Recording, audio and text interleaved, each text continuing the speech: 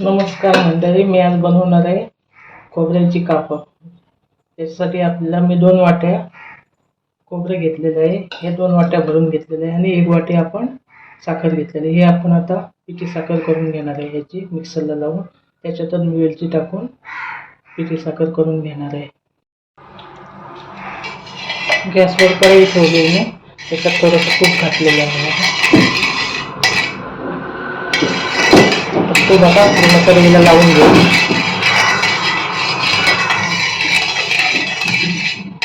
तसंच वड्या कापायला मी ताटाला पण तूप लावून घेतलेलं आहे यूज करून घेताना. आता तूप टाकलं की आपण खोबरं टाकायचं त्याच्यात.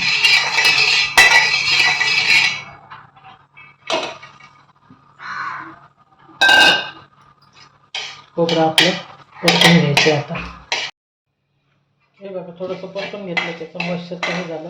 हे खोबरं आम्ही विळेवर किसून घेतो. नारळ फोडतो आणि विळेवर किसतो आम्ही. मोठी विळे आहे. त्याच्यावर आता आपण साखर घालू. आता पिठी साखर करून घेतलेली आहे आपण, ती घालायची आणि थोडंसं पाव वाटी आपलं साई सकट दूध टाकायचं. आता सगळं मिक्स करून घ्यायचं.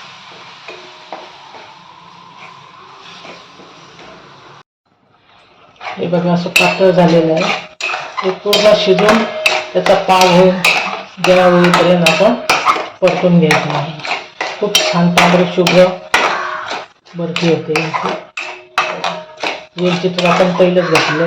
ड्रायफ्रूट्स वगैरे काही नाही घालणार नाही, फक्त अशी प्लेन करणार आहे.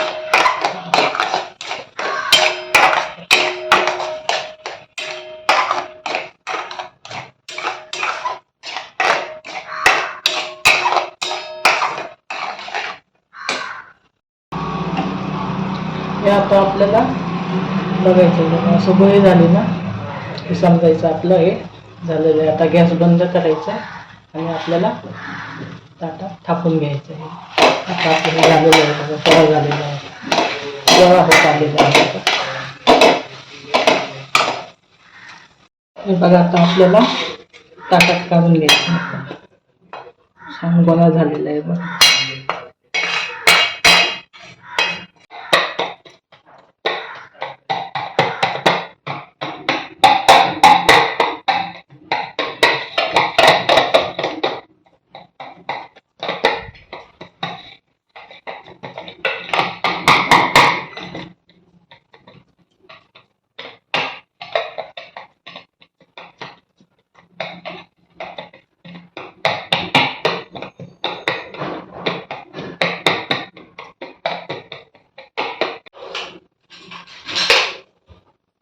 आपल्याला आता गरम असताना ह्याच्या वड्या काढून घ्यायच्या.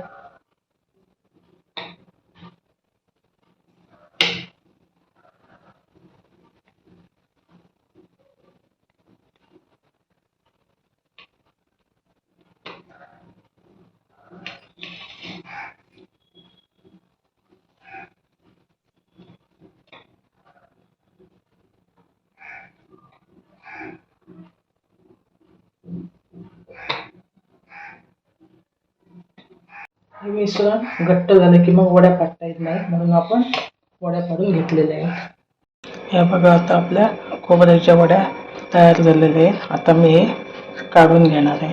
हे बघा जसं आपल्याला आकार पाहिजे तसं आपण कापू शकतो. बघा आपल्या खुसखुशीत अशा नारळाच्या वड्या तयार आहेत. खूप चविष्ट आणि खूप छान झालेल्या आहेत. बघा तुम्ही पण अशा करून बघा.